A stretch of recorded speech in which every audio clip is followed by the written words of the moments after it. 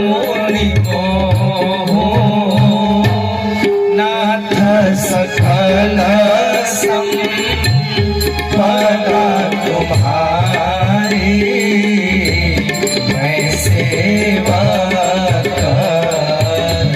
समेत सूत नारी, मैं सेवक समेत सूत नारी,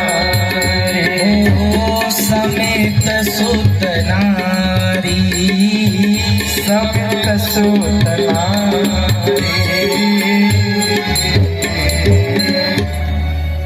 नाथ सकल संपदा तुम्हारी।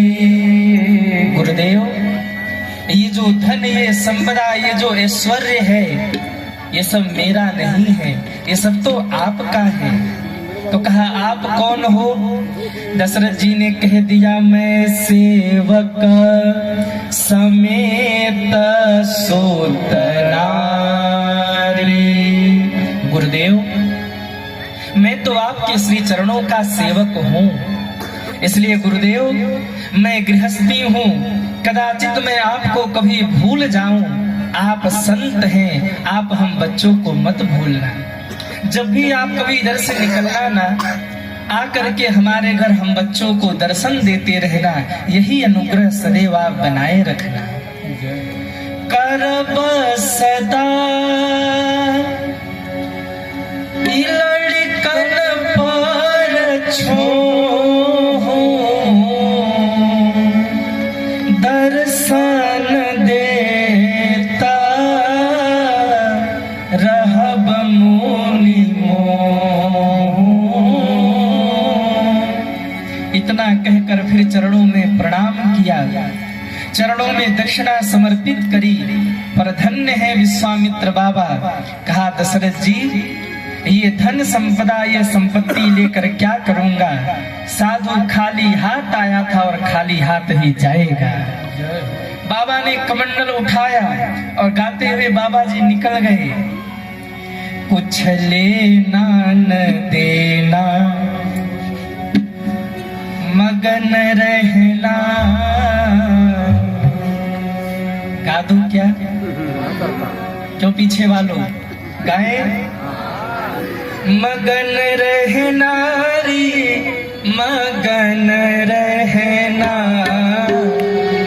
मगन रहना रे, मगन रहना। कुछ लेना न देना, मगन रहना। कुछ लेना न देना, मगन रहना। मगन रहना रे, मगन रहना, मगन रहना रे, मगन रहना। कुछ लेना न देना, मगन रहना। कुछ लेना न देना, मगन रहना। कुछ लेना न देना। जरा उठाइए दोनों हाथों को और तालियां बजाते हुए हरि बोल।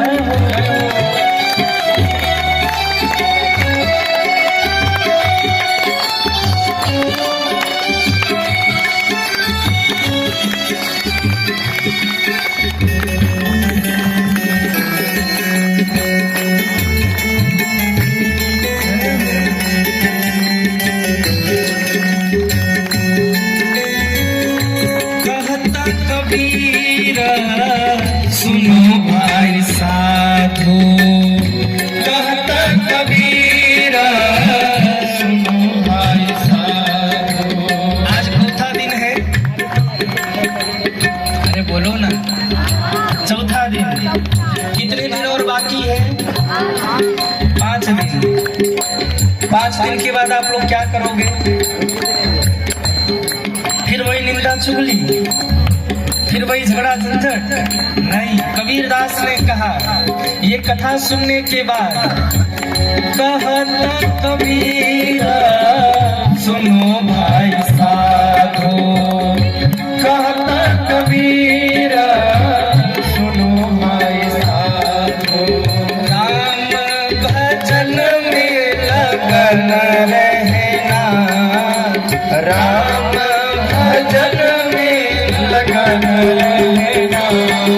कुछ लेना न देना मगन रहना, कुछ लेना न देना मगन रहना, मगन रहना रे मगन रहना, मगन रहना रे मगन रहना।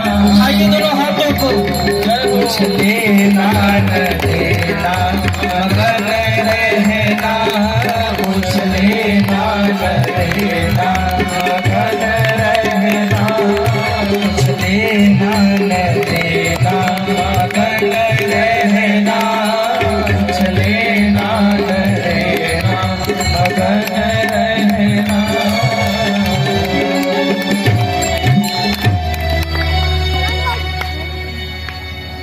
मगन रहना रे मगन रहना, मगन रहना रे मगन रहना। अरे गालो ना, ओ मगन रहना रे मगन रहना, मगन रहना रे मगन रहना। इधर के लोग नहीं गाएंगे, हमें आप लोगों की आवाज सुननी है।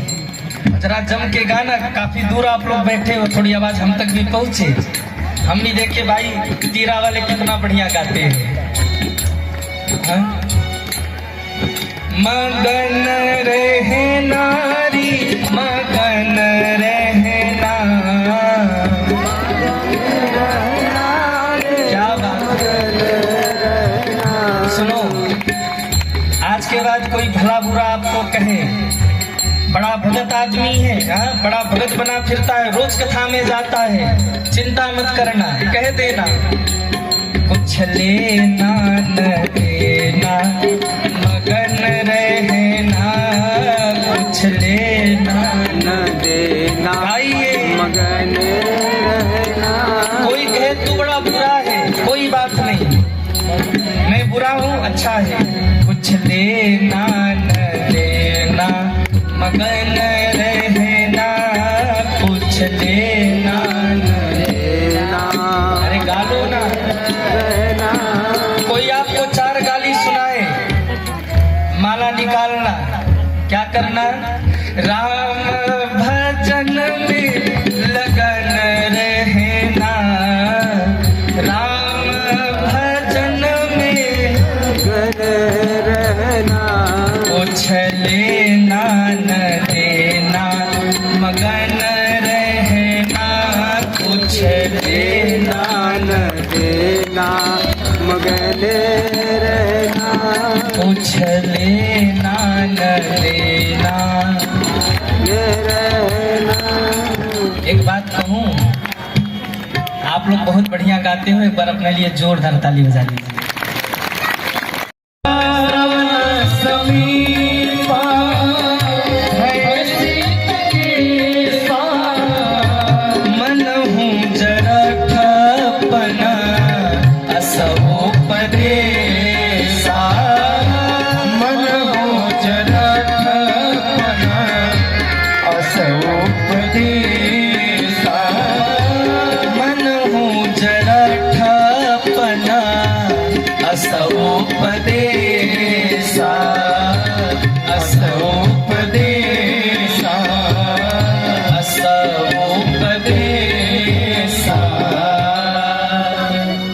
दशरथ जी की दृष्टि कान के पास के बालों पर गई, और जैसे ही कान के पास के बालों को देखा ना, दशरथ जी की दृष्टि गई, क्या देखा, श्रवण समीप भये सीत के सा।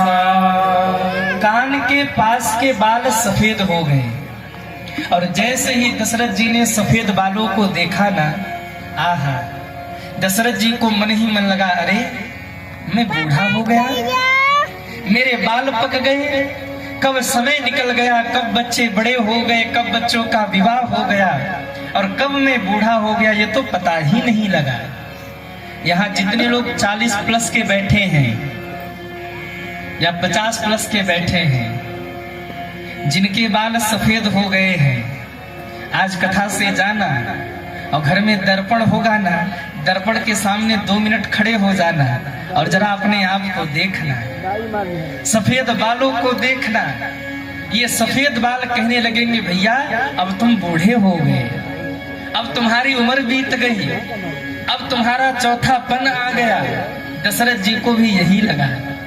दशरथ जी ने जैसे ही दर्पण देखा, दशरथ जी को लगा अरे मैं बूढ़ा हो गया, समय कब निकल गया ये तो पता भी नहीं लगा, कब बाल सफेद हो गए। और ये सफेद बाल कहना चाहते हैं दशरथ, अब ये मुकुट तेरे सिर पर अच्छा नहीं लगता, इस मुकुट को उतार कर राम के सिर पर रख दो और जंगल में जाकर भगवान का भजन करो। दशरथ जी के सिर का मुकुट टेढ़ा हुआ। दशरथ जी सोच रहे राम को राजा बना दूं, और यहाँ दशानन का 10 मुकुट गिर गया। पर कितना लोभी आदमी है, 6 रख कर फिर बैठ गया। सत्ता नहीं जानी चाहिए। इसका मतलब क्या है? हम दशरथ और दशानन को देखकर अपने आप का अवलोकन करें कि हमारा जीवन दशरथ की तरह है कि हमारा जीवन दशानन की तरह है। यदि चौथापन आ गया फिर भी हाथ में माला नहीं है, यदि समय बीत रहा फिर भी जीवन में गुरु नहीं है, समय बीतता चला जा रहा, बेटे अपने में व्यवस्थित हो गए, बिटिया अपने घर चली गई, पूरा परिवार व्यवस्थित हो गया, और इसके बाद भी हम भगवान का भजन नहीं कर रहे, तो समझ लेना हम दशरथ नहीं हैं। हम कौन हैं? हम नहीं बोलेंगे, हमको 5 दिन कथा और करनी है। वैसे समझदार हो आप लोग, समझ गए होगे। अच्छा, मैं ये भी नहीं कहता कि आप घर द्वार छोड़कर जंगल में चले जाओ, नहीं, जंगल तो हमने छोड़े नहीं, जाएंगे कहाँ? जंगल तो काट डाले। मैं केवल इतना कहता हूँ जब समय बीतने लगे, बच्चे अपने जगह व्यवस्थित हो जाएं, एक हाथ में नाती हो अच्छी बात है, दूसरे हाथ में भगवान की माला जरूर होनी चाहिए। हाथ काम मुख राम है। मैं ये नहीं कहता घर छोड़कर बाबा जी बन जाओ, नहीं, हाथ काम मुख राम है, हृदय साची प्रीत, दरिया गृहस्थ साधु की यही है उत्तम। दशरथ जी तुरंत गुरुदेव के दरवाजे पर दौड़े दौड़े गए, कहा गुरुदेव ये सफेद बाल मुझे कहना चाहते हैं दशरथ, अब तो बूढ़ा हो गया, जब तक ये बाल सफेद थे मैंने चलते चलते जीवन की है जो ज्योति, जीवन की है जो ज्योति, बुझ जाए जलते जलते, बुझ जाए जलते जलते, श्वासों का क्या भरोसा। इसलिए तेरा मालो न जाने कब मौत की आखिरी शाम आ जाए, आज सुबह आए कि आएगा माटी का खिलौना, माटी में मिल जाएगा, हाथ में रहना नहीं तो पछताएगा। सही गाएंगे, माटी का खिलौना मिल जाएगा, माटी का खिलौना माटी में मिल जाएगा, माटी का खिलौना माटी में मिल जाएगा। उठाइए दोनों हाथों को और तालियां बजाते हुए हरि बोल, जय हो।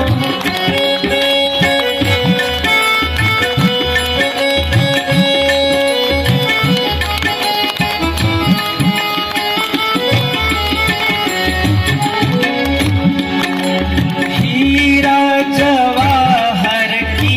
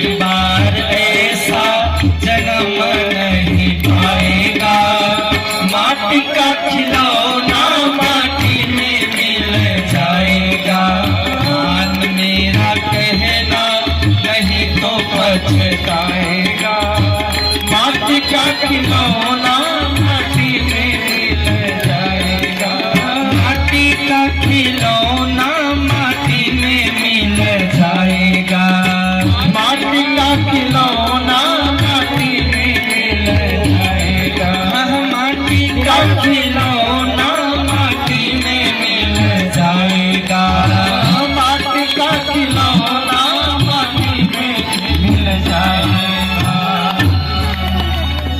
मान मेरा कहना नहीं तो पछताएगा, माटी का खिलौना माटी में मिल जाएगा। इसलिए तेरा वालों भगवान का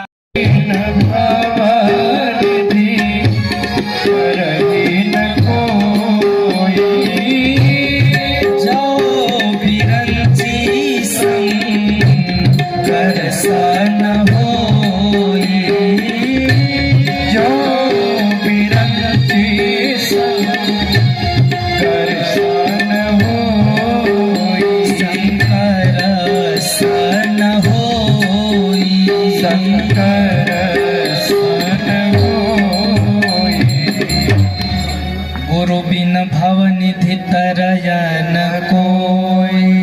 ध्यान देना, बिना गुरु धारण करे हम पूजा पाठ अनुष्ठान कुछ भी करते हैं ना, करेंगे 4 गुना तो मिलेगा 1 गुना, पर गुरु धारण करने के बाद दान धर्म अनुष्ठान कुछ भी करेंगे 1 गुना तो उसका 4 गुना होकर फल प्राप्त होता है महाराज।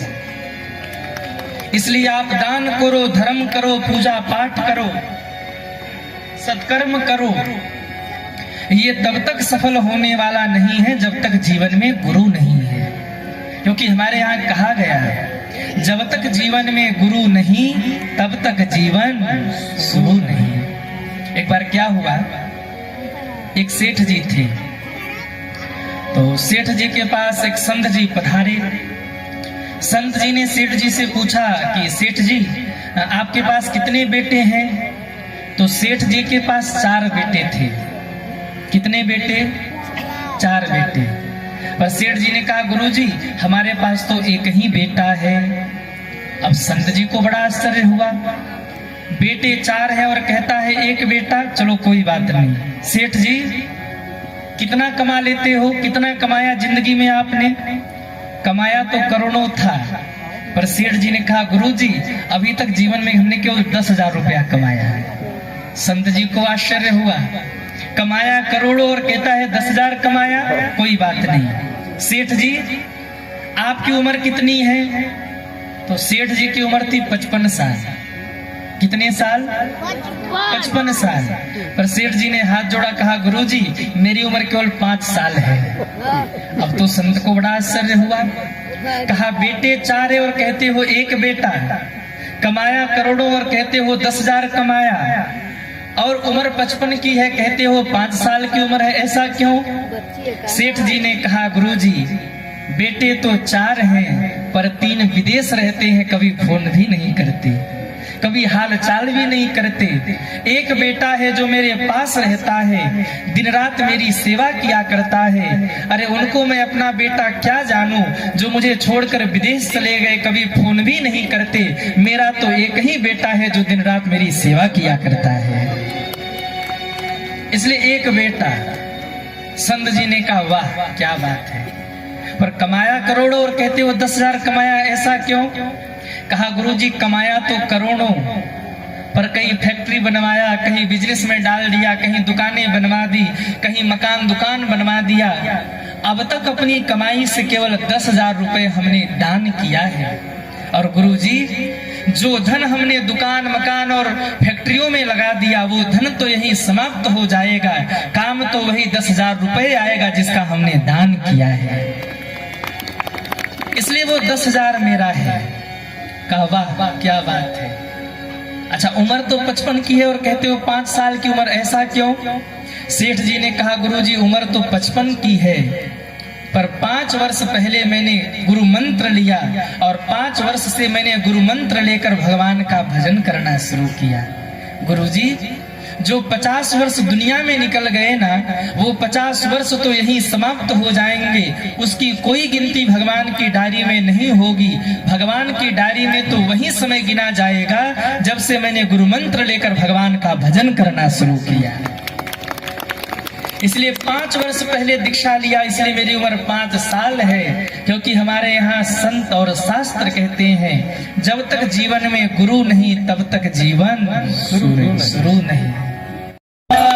विभूति उच्च निवास नीच करतूति, देख सकहि पराई विभूति, देखी न सकहि पराई विभूति, देखी न सकहि पराई विभूति। अरे देवताओं, तुम्हारा स्थान तो बहुत ऊंचाई पर है, पर तुम्हारी दृष्टि बहुत नीची है। तुम राम का सुख नहीं देख सकते। कहा माँ, बात सुख और दुख की नहीं है। राम वन नहीं जाएंगे तो राम बन नहीं पाएंगे। राम राम तभी बनेंगे जब राम वन जाएंगे। अगर राम वन नहीं गए माँ, तो केवट से चरण कौन धुलाएगा? सबरी माँ के जूठे बैर को कौन खाएगा? उन कोल भीड़ों का उद्धार कौन करेगा? उस निषाद राज को गले से कौन लगाएगा? और रावण के पाप से धरती को मुक्ति कौन प्रदान करेगा माँ? इसलिए राम को वन भेज दीजिए। सरस्वती माँ अयोध्या में आई, और बड़े ध्यान से सुनना, जिसने अयोध्या की भूमि पर जन्म लिया हो, जिसने सरजू का जल पिया हो, और जिसने वशिष्ठ जैसे सदगुरु के चरणों में बैठकर सत्संग किया हो, सरस्वती माँ की भी इतनी हिम्मत नहीं हुई कि उनकी बुद्धि बिगाड़ दी। एक मिल गई, अयोध्या की नहीं है, जम्मू कश्मीर से आई है, दहेज में। कौन है? कौन है? मंथरा। अयोध्या की नहीं है, दहेज में जम्मू कश्मीर से आई है। और एक संत कह रहे थे, दहेज की तो वस्तु ही खराब होती है। अयोध्या में एक दहेज में आई मंथरा, इसने अयोध्या का सत्यानाश किया। और हस्तिनापुर में दहेज में एक आया, कौन? अरे बोलो ना, सकुनी मामा। ये हस्तिनापुर को ले डूबे महाराज। दहेज की वस्तु तो ही खराब होती है। अब इतना कुछ होने के बाद भी जो लोग दहेज ले, उनके तो राम जी मालिक हैं।